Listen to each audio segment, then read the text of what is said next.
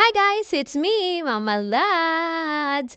So, ngayong gabi guys ay maglo-lomi date kami na aking mister. So, ayan na kami, dumating na kami sa food trip na store or kainan, mga lumihan o kaya burgeran or may mga shake milk tea. Yan yung mga ano nila guys, yan yung mga paninda nila. So, i-video lang natin kaunti. Konting ano lang view. Ayan, makikita niyo yung mga price dyan guys. So, nag-order kami dyan ng Lomi Batangas small lang. Kasi hindi namin kayang ubusin. Kaya tig-iisa kami ng mister ko. Nag-order kami ng Lumi Batangas at saka nag-take out na din kami ng burger nila. Kasi masarap dito guys. Kaya dito na kami nag-dinner guys. So madaming bumibili dyan. Lalo na yung longganisa nila na patty burger ba tawag doon? Patty, ganon. Basta yung inaano nila sa burger masarap guys. So habang nag-aantay kami ng aming order, nag-video-video muna kami. So dumating na yung order namin guys. Tadan! OMG!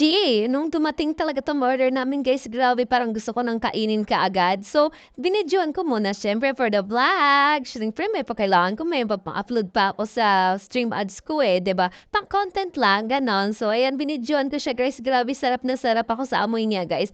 Amoy pa lang guys, nakakagutom na. Kaya, ayun, tinodo ko na yung pagbi-video ko kasi kailangan kong mag-content na naman guys.